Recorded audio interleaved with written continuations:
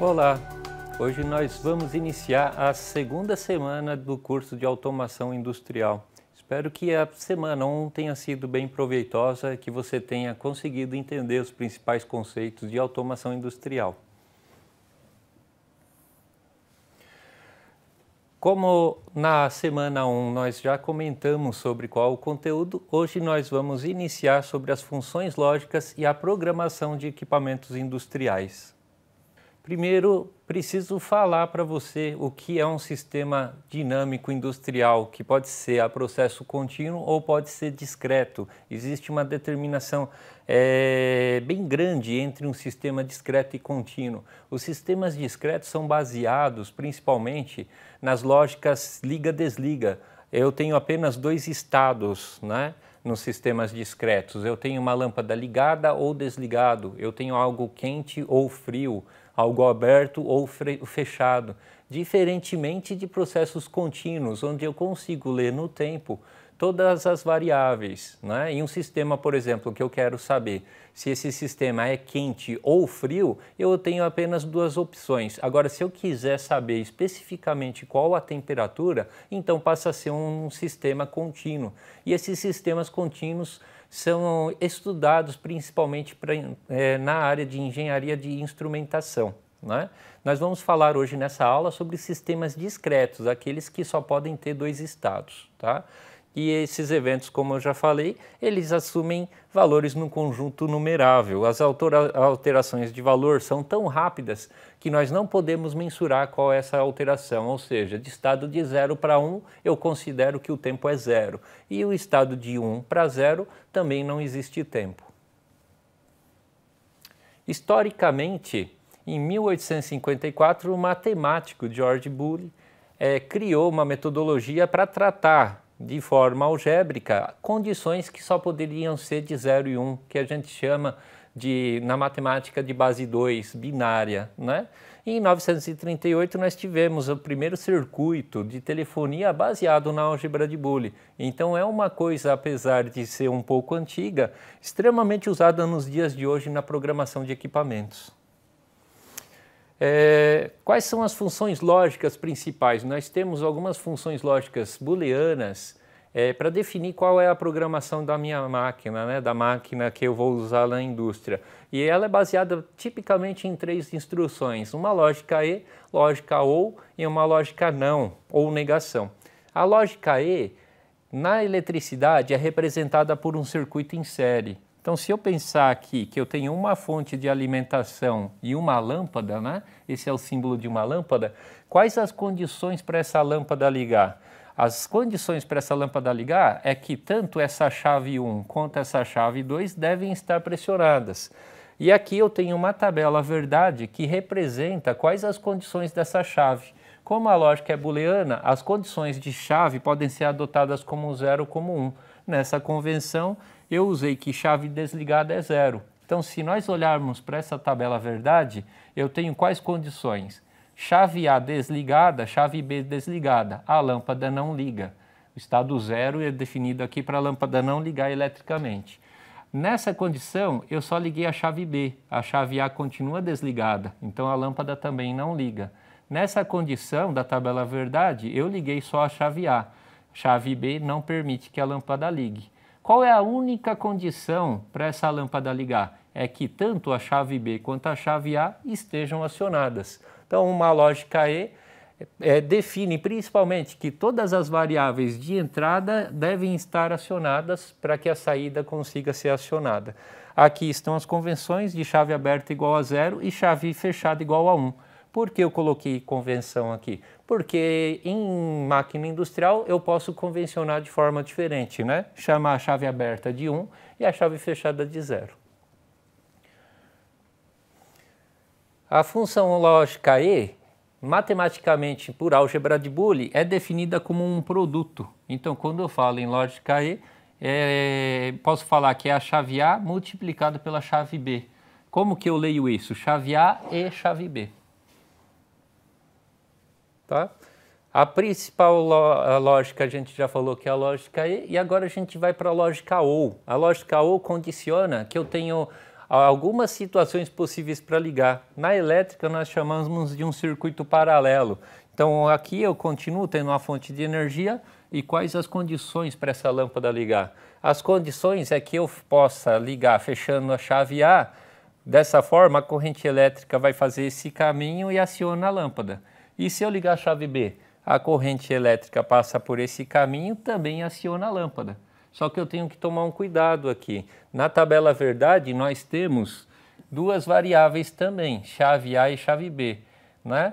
E a gente tem que tomar cuidado aqui que a lógica OR permite 3 estados, né? Se eu ligar a chave B, a lâmpada liga. Se eu ligar a chave A lâmpada liga. E se eu ligar as duas chaves, ela também liga. Permitiria que a corrente elétrica passasse pelos 2 circuitos. Então, em uma situação de 2 entradas, eu tenho 3 condições possíveis. Ligar a entrada 1, ligar a entrada 2 ou ligar as 2 entradas. A lógica OR representada de forma booleana é uma soma entre as variáveis de entrada. Então, como eu represento a saída, que no nosso caso é a lâmpada, né? A saída é acionado quando eu tenho a soma entre chave A e chave B. Como eu leio essa equação, a saída é igual chave A ou chave B. Aqui eu tenho a lógica não, que é a lógica de negação. É muito usado na indústria de automação para se inverter valores. Quando eu tenho valor 1, quero mudar para 0. Eu inverto através dessa lógica. Quando eu tenho valor 0, eu inverto para 1. Eu uso essa lógica. Basicamente, então, eu tenho uma única chave. Eu tenho aqui na minha tabela verdade uma única condição que pode ser 0 ou 1. Como eu já comentei, né? Se ela é uma negação, se for 0, ela troca o valor para 1. Se for 1, ela troca para 0. Nesse caso, a energia elétrica já manda a corrente para a lâmpada, mesmo que a chave esteja fechada, aberta. Se eu fechar a chave, aí a corrente elétrica vai adotar esse caminho que é de menor resistência e vai ignorar a lâmpada. Como que eu represento a lógica não por uma barra? Então, sempre que eu tiver uma variável, por exemplo, a variável chave A, significa que eu leio nessa variável a condição real dela, que nesse caso o nosso é 1. Se eu colocar uma barra sobre a chave, significa que eu inverti o estado lógico dela. Então eu leio que a saída é chave A barrado. Toda a condição nossa de automação, quando eu falar barrado, significa que o estado dela atual foi trocado.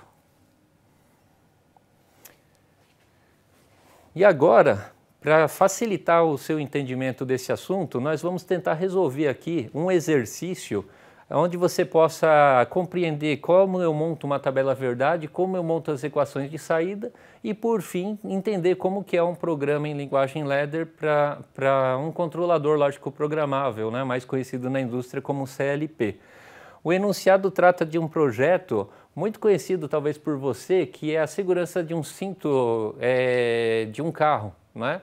Quando você não coloca o cinto de segurança, o carro está com alarme. Então, nesses sistemas, nós vamos ter, na descrição, você pode ler com calma depois, que são 2 sensores para detectar se existe motorista e passageiro no carro e mais 2 sensores para detectar se os 2 colocaram cinto ou não. Em que condição eu vou ligar o meu alarme no carro? Se tiver o passageiro e ele não colocar o cinto. Então, eu tenho que verificar essas variáveis. É importante saber como montar nesse momento a tabela verdade. Então, a tabela verdade é sempre montada por um expoente de base 2. Se eu tenho uma variável, eu vou ter 2 linhas. Se eu tenho 2 variáveis de entrada, né, eu vou ter 4 linhas. 3 variáveis de entrada, vou ter 8 linhas. 4 variáveis, 16 linhas. É o nosso caso. Um sensor para detectar se eu tenho um motorista presente, um sensor para detectar se eu tenho um passageiro presente, sentado no banco, um sensor para detectar se o motorista colocou o cinto e um sensor para detectar se o passageiro colocou o cinto. 4 variáveis, 16 linhas na tabela verdade. Aqui eu defini as minhas variáveis como sensor de motorista SM, sensor de passageiro SP, cinto do motorista é um sensor CM e cinto do passageiro também é um sensor CP. Então nós temos 4 variáveis, tá? E o alarme vai ser nossa saída do sistema. Então é importante nas variáveis a gente pensar o que é saída, o que é entrada. Saída são os componentes que mandam informação para o controlador, que seria a central de eletrônica do carro. Entradas, perdão, acho que eu falei saída, né? Então as entradas do sistema, as entradas sempre mandam um sinal para o controlador do carro, o controlador industrial, para o robô, enfim, para a máquina. E saída? A saída é o resultado do processamento desse controlador. Então, quais as condições para ligar o alarme? Dependem das entradas, tá? Então, tudo que é entrada informa algo para o controlador. Tudo que é saída é resposta do controlador. Aqui eu adotei, para ficar mais fácil o entendimento, que quando não tem motorista eu vou adotar 0, quando tem motorista, consequentemente 1. Quando não tem passageiro, quando não está instalado o cinto do motorista, quando não está instalado o cinto do passageiro e quando o alarme é igual a 0. Então, todas as condições negativas a gente chama de nível lógico baixo. O nível lógico baixo sempre está vinculado ao nível lógico 0 booleano. Consequentemente, para nível lógico 1, a gente chama de nível lógico alto e seria, nesse caso, a presença do motorista, do passageiro e dos cintos de segurança para eles. Aqui eu defini como entradas, eu já comentei no slide anterior, né? São as minhas variáveis que mandam o sinal para o controlador e as minhas saídas, que é o resultado do meu processamento. E a tabela verdade, como eu já comentei também, 2 elevado a 4 entradas me resulta numa tabela verdade de 16 variáveis, né? 16 condições possíveis. Algumas você vai perceber que não fazem sentido. Por exemplo, o cinto de segurança acionado sem ninguém sentado, né? Essas condições acontecem na tabela porque Boole criou a tabela verdade para conseguir representar todas as situações possíveis industriais. Então, como a gente representa a primeira célula, que a gente chama de menos significativa, vai ter variação bit a bit unitária. Então, ela vai variar de 0, 1, 0, 1, 0, 1, 0, 1 e assim por diante. Como está demonstrado aqui, a próxima tabela vai variar os bits de 2 em 2. Então, a célula CM vai ser 0, 0, 1, 1, 0, 0, 1, 1 e assim por diante. Ele varia os bits de 2 em 2. Vamos passar o slide para vocês verem o resultado. A terceira célula vai variar de 4 em 4. Então vai ser lá 0, 0, 0, 0, 1, 1, 1, 1 e assim por diante. Então a variação vai mudando a cada célula. Na quarta célula, né, se a primeira célula foi de 1 em 1, a segunda célula de 2 em 2, 4 em 4, a próxima é de 8 em 8. Se eu tivesse mais uma variável, ia mudar de 16 em 16 bits. Então a próxima célula será 0, 0, 0, 0, 0, 0, 0, 0, 1, 1, 1, 1, 1, 1, 1. Tudo bem? E agora nós vamos para a nossa sequência de acionamento, para ver como que é a lógica de controle. Em que condições o alarme toca? Quando tem alguém presente e não tem o cinto de segurança. Então já podemos ver aqui que essas 4 condições iniciais aqui, ó, não tem nem motorista nem passageiro. Então, independente de quais as condições eu tenho aqui de sensor, se não tem motorista e não tem passageiro, eu não preciso ligar o alarme. Então, nesses casos, o alarme está igual a 0. Tudo bem? Agora a gente vai analisar as outras condições possíveis, né? Vamos analisar aqui, ó. Essa condição não tem motorista, mas tem passageiro. Então, para essa condição aqui, que tem passageiro, eu tenho que analisar se ele está de cinto. Tem um passageiro nessa linha e ele está sem cinto, então eu ligo o alarme. Aqui ele está com cinto, então eu não ligo o alarme. Ele está nessa condição sem cinto, eu ligo o alarme de novo. E nessa condição ele está com cinto, eu não preciso ligar o alarme. Aqui tem os resultados que eu acabei de falar, né? Vamos para as condições agora que eu tenho o motorista sentado no banco. Eu tenho um motorista aqui, mas não tenho passageiro. Então essas 3 primeiras linhas são importantes eu analisar só o cinto do motorista. No cinto do motorista, eu tenho a condição que o motorista sentou nessa célula e está sem cinto, então eu ligo o alarme. Aqui ele está com cinto, eu não preciso ligar o alarme. Aqui ele está com cinto, também não preciso ligar o alarme.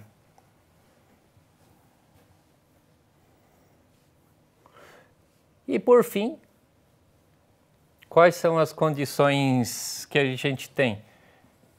Nessas condições eu tenho o motorista e o passageiro, né? Aqui eu tenho condições que o motorista não está com cinto e aqui as condições que o passageiro não está com cinto. Então essas condições, essa e essa, acionam o alarme.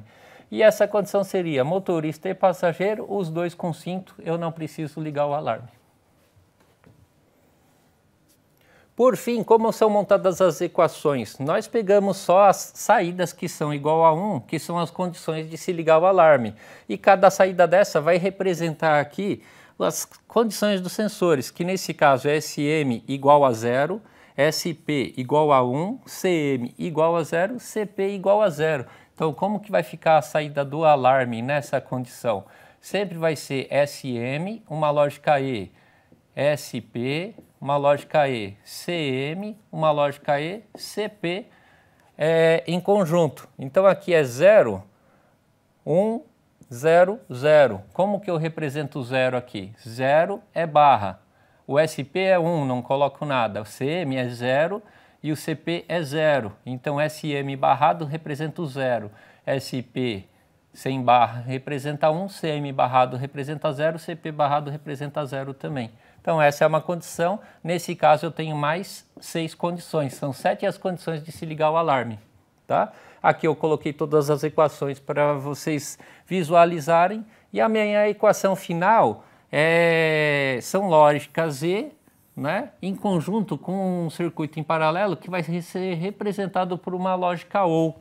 E para o programa de CLP, finalmente, nós chamamos os sensores barrados de contato normal fechado e sensores sem barrar de contatos normais aberto. Então a gente vai substituir aquelas equações, onde tem o SM barrado, por exemplo, a gente vai pôr esse símbolo. Onde tem o SM sem barra, esse símbolo. E daí sai o nosso programa do CLP. Quais as condições que nós temos para acionar o alarme. Aqui nós podemos ver o SM barrado, significa sem motorista. O SM sem barra é 1, então tem passageiro. O CM aqui é indiferente, porque não tem motorista aqui, certo? Só que esse passageiro tem que estar com cinto. E o CP, que é o cinto de segurança do passageiro, está normal fechado, ou seja, 0. Nessa condição, o passageiro não tem, ele está sentado no banco, mas ele não tem cinto, então liga o alarme. Qual a outra condição? A outra condição seria essa, a outra condição essa, a outra condição essa, enfim, todas as condições para se ligar o alarme. Então fica para você analisar linha a linha se essas condições são condizentes com a realidade. Para finalizar, eu espero que você estude os conteúdos propostos e realize os exercícios dessa semana. Conheça os materiais de apoio que estão disponíveis e participe, como na semana 1, ativamente do fórum. Nessa semana, eu propus no fórum o desenvolvimento de um sistema e a simulação através de um software gratuito. Então você vai ter a oportunidade de usar um software nessa atividade para tentar simular a primeira automação industrial usando um software gratuito. Na próxima aula, nós veremos os nossos sistemas automatizados de transporte de materiais e faremos uma análise do ganho que se tem em automatizar esses processos. Então é isso. Espero que você tenha entendido, né, essa segunda semana, tenha gostado da aula e que tenha acrescentado conhecimento aí para você nesse nosso curso de engenharia. Nos vemos na próxima semana. Obrigado.